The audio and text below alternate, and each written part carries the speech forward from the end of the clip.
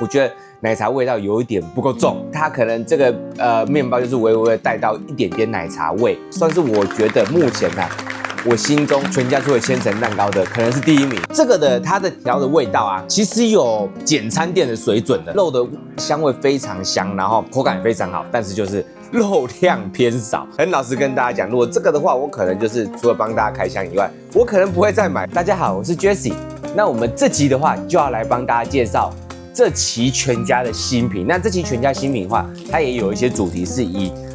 奶茶或是焙茶系列的產品為主，它這一系列的產品的話也出蠻多種的，那我們就一一幫大家介紹這期全家的新品。那第一個的話是全家跟五桐號聯名的濃珠奶茶鹽可頌，這個是跟五桐號聯名的哦，對，它就是奶茶的一個鹽可頌，對，它打開是這樣子，我們幫大家試試看看。這個的話，它聯名款它是使用這種螺旋麵包，其實這個麵包的話，它的嚼勁跟口感蠻好的，就是非常有彈性、非常緊實扎實的麵包，但是其實不會太乾柴。对，虽然有些如果像五谷雜麵包的話，你有時候咬起來會太乾柴，就好比像有一些石臼系列的全家同款石臼系列，有些太厚，对，太有嚼勁會比較乾柴。這個話它沒有太多空氣感，但是不會太乾柴，還蠻有嚼勁的。但是我覺得這個奶茶味有一點點沒有那麼明顯，它帶有一點點鹹味，但是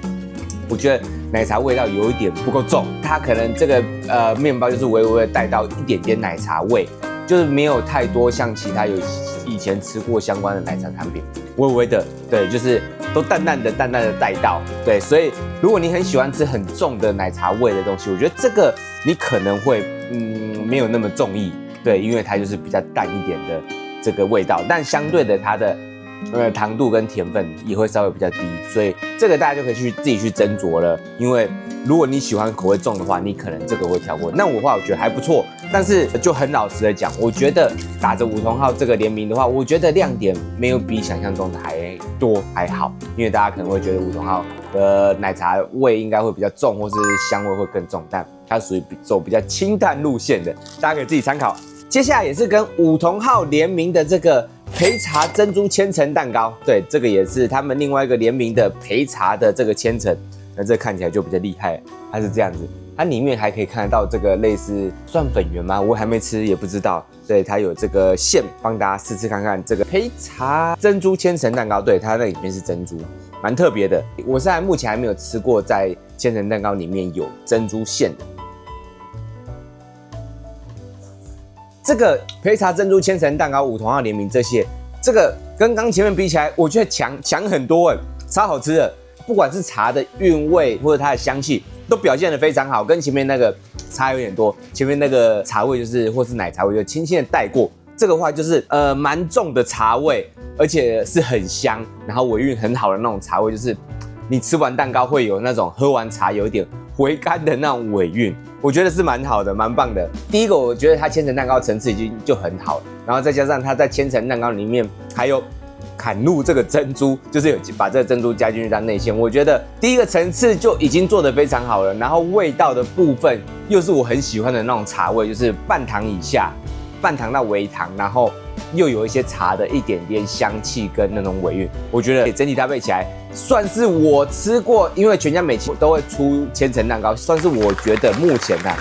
我心中全家出的千層蛋糕的可能是第一名。對，雖然以前出的抹茶的千層蛋糕也很好吃，也很棒。對，抹茶跟這個我覺得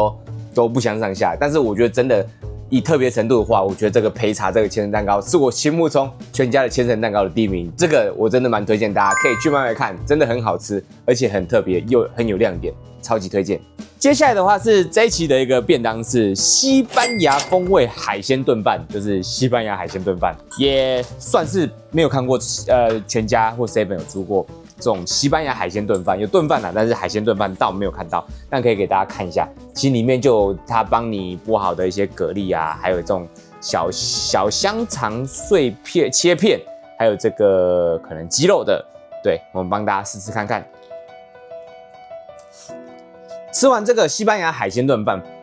我大概跟大家分析一下。第一個，我覺得這個的它的調的味道啊，其實有簡餐店的水準的，就是很多像簡餐啊，或者說像很多的景觀餐廳，他們都喜歡出一些西班牙海鮮燉飯，當做他們的其中一道料理。那我覺得這個的味道跟他們那些現做的、現煮的那個味道已經蠻接近了。我覺得算是蠻厲害的一點是這個部分。對，但是我覺得啦，可能是因為這單價也只是99塊而已，所以它的料就會跟你以往吃過的西班牙海鮮燉飯會稍微有一點落差，因為它其實料就是蠻少的，幾塊小香腸片跟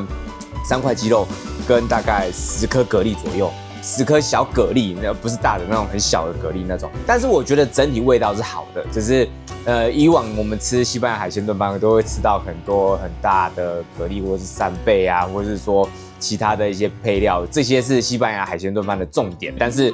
這個因為是微波便當，又是99塊的話，所以它的配料稍微少蠻多的，會跟我們一般想的西班牙海鮮燉飯不一樣。但是味道我覺得是不錯的，米飯的口感經過這個醬調完以後，它口感也沒有變，也不會說太濕或是太乾。對，所以我覺得整體來講是不錯的，這是我覺得我會回購的品項。接下來是一個名字很長的一個便當，叫做唐燻野狼30天熟成牛飯。对，我也不知道為什麼這個名字是這樣子，那感覺是可能是一個偏甜的燒肉便當吧，我也不知道，它看起來就是這樣子。一個燒肉便當也是這一期的新品，对。但是這個的話，馬上聯想到的就是我們上一期有吃那個 Seven 的那個牛角的燒肉便當，它的肉是鋪滿滿的，但這個可以很明顯的看出來，它的肉就大概只有2/3左右，對，在飯上面，所以我覺得在第一印象的話，會稍微沒有像之前新宇那麼好。那沒關係，我們幫大家試試看看。那一樣，它就是一個標準的一個燒肉便當。对，那我覺得整體的飯的味道，我覺得也都很好。但是日式燒肉便當就是基本上沒有配菜，就是一些洋蔥，就是這樣子，一小坨洋蔥。肉的話，我覺得其實比我想象中好吃很多，真的是有一點加可能焦糖或什麼去炙烤出來的，所以肉的香味非常香，然後口感也非常好，但是就是肉量偏少。我真的觉得這个跟 Seven 這一期同時出的那個牛角的燒肉便當來相比的話，它的話會輸牛角燒肉便當。雖然它的肉帶有點甜味，可能有些人喜歡吃這種焦糖炙燒的感覺。那如果你喜歡吃這個就很適合。但是如果單純就肉量或者說整體飯的 CP 值的話，我覺得牛角燒肉便當的那個 Seven 出的那個品項會比這個好。但這也不錯，因為這種焦糖炙燒的燒肉是在市面上比較少見的。不管是便當或是說市面上可不可以買得到，我覺得算是偏少見的。所以如果喜歡這種焦糖炙燒燒肉的感覺的話，這個是還不錯。但是我覺得整體來講肉量偏少 ，CP 值稍微比較低一點。再來，這個是一個全家冷凍櫃裡面的這個玉米起司烤年糕，這是在冷凍櫃裡面的哦，所以相對的，就像我們之前在冷凍櫃裡面拿到東西，需要微波時間會比較久。對，它是蠻特別的，給大家看到一下，這就是一個玉米起司烤年糕，它有一點這邊有一點壓到了，所以它有點變形。不過沒關係，我們幫大家試試看看，就蠻特別的哦。其實這個年糕的話，在全家的冷凍會出很多口味，那這一期出的是這個玉米起司，它好像還有其他口味，大家有空可以去看一下。但這一期的玉米起司，我們就來試試看看。吃完這個玉米起司烤年糕，我覺得整體來講，第一個是它的外皮，就是它這個年糕有一點太咬不爛的感覺，就是有點太有嚼勁，或是我覺得沒有那麼彈牙，不知道是不是加熱的關係，有點過熟或幹嘛，有點太老，咬不爛的感覺。我覺得這個部分可能就大家可以自己斟酌，我覺得沒有到很高分啊，對，但是裡面的玉米加上它的起司的味道，其實是蠻棒的，是蠻好吃、蠻香的，只是搭配外層的這個年糕，我覺得還蠻新奇的。可以買一次試試看，不會說完全跳過啦，但是可以買一次試試看。我的話是買一次吃完覺得很新奇，但是可能不一定會買第二次。但裡面的玉米是蠻香的，它的玉米的甜味還有融合起司，整體的調和程度我覺得是很厲害的哦。只是外層的年糕有點太難咬，因為有吃過我覺得更有彈性，然後口感更好的年糕，那這屬於我覺得口感稍微比較差一點的年糕，但大家就可以自己斟酌一下。接下來是他們這一期出的，也是一個冷的意大利麵，它就是意式蛋蛋青醬鮪魚冷意大利麵。對，這個是青醬的冷意大利麵。其實現在好像每一期都開始會出一些冷的意大利麵了，這也是以前比較少見，但是現在我覺得很普遍。它的話是好像是類似沙沙醬加上鮪魚的冷意大利麵，幫大家試試看看。這個冷意大利麵啊，它比較偏向冷的蔬食意大利麵，就是跟前幾期的一些冷的意大利麵有一些鮮蝦的或者是一些烏龍麵，我覺得比起來稍微比較普通。對，它的麵的話，就是它是這種很細的細麵，但是我覺得比以往的意大利麵來得更細，我覺得口感好像比較沒有像以往的那麼 Q 彈，因為這可能稍微比較細啊。那吃起來很清爽，因為它以蔬食為主，它的一些菜啊、沙拉的菜那些佔比很高，所以如果你想要吃更清爽、更沒有負擔意大利麵，可以選擇這個。但是呢，我個人覺得稍微有一點點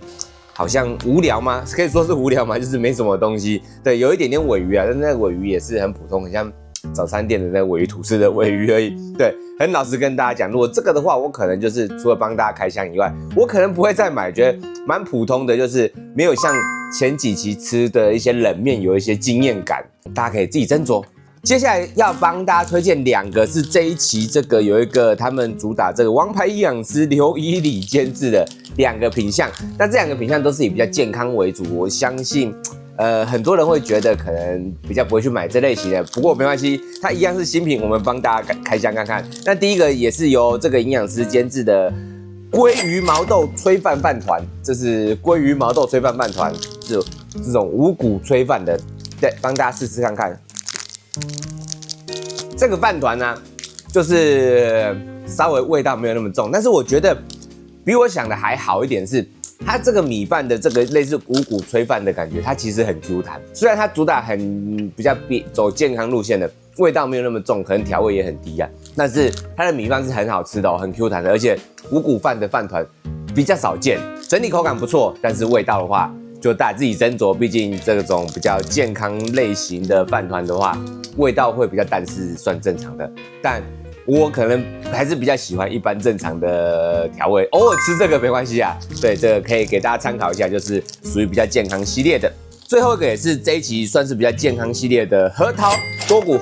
黑麥吐司，它也是由剛剛我們說的那個營養師劉以里去監製的。對，那它應該也是屬於比較健康系列的，我們也快速幫大家帶過一下，它就是這樣子黑麥吐司。那這個黑麥吐司其實是蠻香的，然後它裡面給的核桃，它砍在這個麵包裡面的核桃粒其實也都很大塊，然後也很脆，口感很好。但是一樣的，就快速幫大家帶過的是，它們都是屬於比较健康類型的無添加的產品，所以相對的跟一般我們比較常見的一些麵包的香味，還有一些口感稍微會比較差一點，但是沒有辦法避免，畢竟這2個算是不同路線的人在購買的，大家應該也都知道。所以呢，如果以這種比較健康類型的這種無調味的這種吐司的話，它的話我雖然沒有味道，但是我觉得至少口感還有核桃是很好吃的。對，所以這2個的話就是屬於比較健康系列的，大家可以自己斟酌。它基本上就屬於比較沒有味道，但是我只能說不會很難吃，都還不錯，口感什麼都有到位，只是味道沒有那麼重而已。那我們這一集的話，大致上全家的部分原本想要介紹1集就好，但是後來才發現有一些比較重要的品項到就是下禮拜才開始發出來。對，那我們到时候可能還會再帮大家拍一些其他也覺得蠻重點，但是它是在這個6月底7月初這個部分這個期間比較晚出的產品，所以到時候我們再幫大家開箱1集。那我們這集就到這邊了，謝謝大家。